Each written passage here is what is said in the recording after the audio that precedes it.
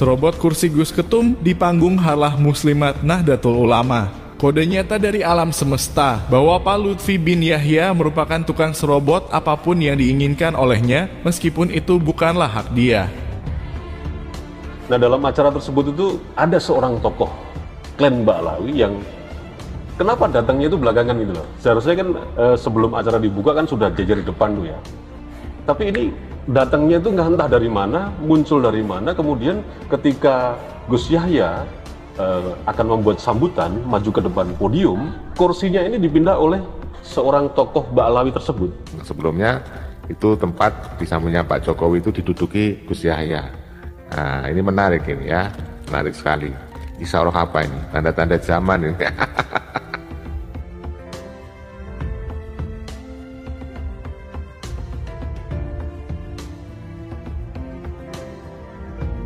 Jika Anda pernah mempelajari dan mendalami tentang ayat kauniyah atau ayat-ayat Allah yang ditampakkan kepada umat manusia melalui peristiwa alam semesta, atau dalam falsafah Jawa disebut dengan ilmu titen, ilmu yang diwariskan oleh leluhur kita dalam membaca fenomena-fenomena yang terjadi di sekitarnya, maka Anda akan paham dan tidak akan menganggap kita sedang mengada-ada mengenai peristiwa beberapa waktu lalu di acara Harlah Muslimat Nahdlatul Ulama. Ya, peristiwa tersebut adalah diserobotnya tempat duduk Ketua Umum PBNU Gus Yahya oleh sesepuh kaum Habib keturunan Ubaidillah, Bapak Lutfi bin Yahya, di mana dia yang dari awal tidak nampak di panggung acara, tiba-tiba nyelonong naik di kala Ketua Umum PBNU Gus Yahya maju dan akan memberi sambutan di depan jamaah, dan dengan serta-merta pula dia menduduki tempat yang sebelumnya adalah tempat duduk dari Gus Yahya. Kejadian tersebut jelas ada yang mengganjal dalam benak kita tentang kemana ia sebelumnya, sebelum Gus Yahya meninggalkan tempat sejenak untuk memberikan sambutan di depan para muslimat Nahdlatul Ulama. Kenapa ia tidak datang ketika panggung acara sudah dipenuhi para tokoh Nahdlatul Ulama dan juga para petinggi negara,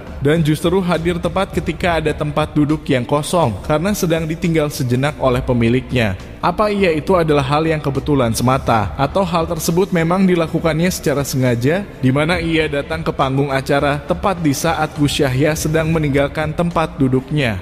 Dari segi adab dan etika, jelas yang dilakukan oleh Pak Lutfi bin Yahya juga sangat bertentangan dengan adab dan akhlak bangsa Nusantara, karena ia datang di tengah-tengah acara dan langsung menduduki tempat duduk orang lain tanpa permisi atau bertanya kepada pemilik sebelumnya. Tapi biarlah, kita tidak usah terlalu mempermasalahkan hal tersebut dan kita maklumi saja, sebab dia memang bukanlah keturunan asli Nusantara, sehingga sangat wajar jika ia tidak mewarisi adab dan tradisi luhur bangsa kita. Seperti yang kita katakan sebelumnya, kita akan mengupas kejadian tersebut dengan sudut pandang yang berbeda, karena bagi kita, orang-orang Nusantara wajib untuk mengetahui makna di balik itu semua. Kejadian diserobotnya tempat duduk Ketum PBNU oleh Lutfi bin Yahya. Meskipun secara kasat mata hal tersebut terlihat sepele dan dianggap sebagai kejadian yang biasa saja, namun bagi kita kejadian tersebut merupakan fenomena luar biasa, karena di situ Yang Maha Kuasa telah menampakkan ayat kauniyahnya supaya kita bisa membaca kode dari alam semesta tentang siapa sebenarnya Lutfi bin Yahya.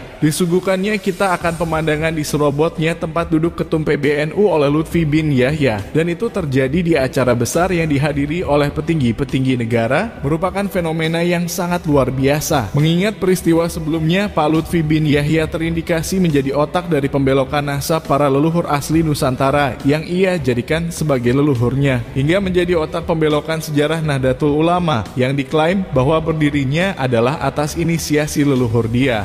Klaim-klaim sepihak dari dia yang tidak bisa dibuktikan secara data dan fakta sejarah, yang selama ini kita lawan dengan begitu kerasnya dan ternyata banyak ditentang oleh para mukibinnya yang tidak percaya. Akhirnya ditunjukkan kebenarannya oleh Yang Maha Kuasa melalui kejadian yang ditampakkan alam semesta berupa simbol sederhana bahwa Lutfi bin Yahya adalah tukang serobot sesuatu yang bukan hak dia. Al-Mukarram Bapak Kiai Haji Yahya Khalil Stakuf, disilahkan.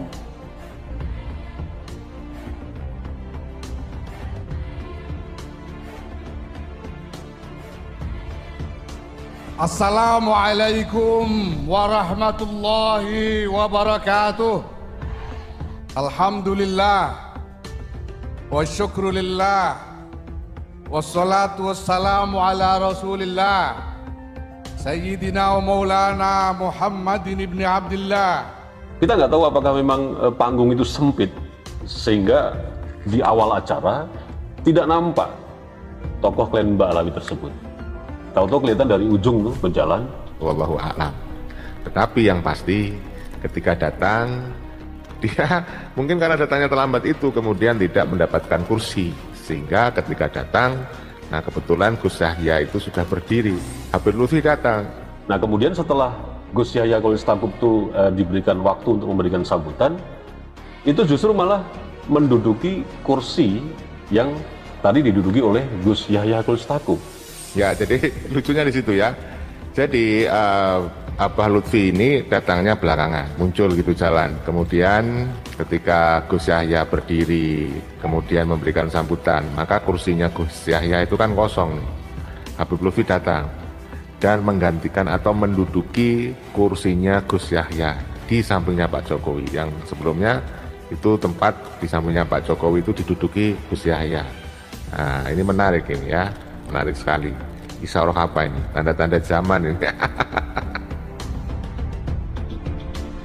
Ini adalah isyarat nyata yang ditampakkan kepada kita melalui kejadian natural alam semesta atau dalam bahasa agama. Yang Maha Kuasa telah menampakkan ayat kauniyahnya berupa simbol-simbol di sekitar kita agar kita membacanya menggunakan akal serta pikiran yang kita punya. Bisa jadi semesta memang sengaja menampakkan ini semua sebab sangat banyak orang Nusantara yang memilih untuk tidak percaya dan bahkan memilih untuk menutup hati mereka supaya akalnya tidak menerima kenyataan bahwa orang yang selama ini mereka puja-puja sejatinya telah banyak berbuat kejahatan di bumi Nusantara dengan memalsukan sejarah dan juga nasab para leluhur bangsa. Sudah sangat nyata di depan mata dan juga tidak bisa dibantah karena pihak Keraton Jogja yang diwakili oleh adik sang raja telah membantah kebohongan Lutfi bin Yahya yang mengatakan Panglima Perang Kesultanan Jogja adalah leluhur dia dan makamnya pun bukan ada di Semarang, Jawa Tengah, melainkan makam aslinya ada di Pleret, Yogyakarta. Data dan fakta sejarah primer baik eksternal maupun internal yang dimiliki oleh Kesultanan Jogja jelas telah membantah klaim dari Lutfi bin Yahya. Lalu atas dasar apa orang-orang lebih percaya dongeng Lutfi bin Yahya daripada data dan fakta sejarah yang dimiliki oleh Kesultanan Ngayogyakarta? Kemudian hal nyata yang seharusnya bisa membuat mata sekaligus hati orang-orang bisa terbuka adalah diklaimnya kerabat Kesultanan Jogja lainnya, yakni Pangeran Diponegoro beserta anak keturunannya. Yang mana klaim tersebut bukan hanya dari bin Yahya saja, melainkan ada klaim juga dari Ba'abud, salah satu marga Habib lainnya. Sehingga Pangeran Diponegoro beserta para keturunannya seolah menjadi rebutan antara klan Ba'abud dengan klan bin Yahya.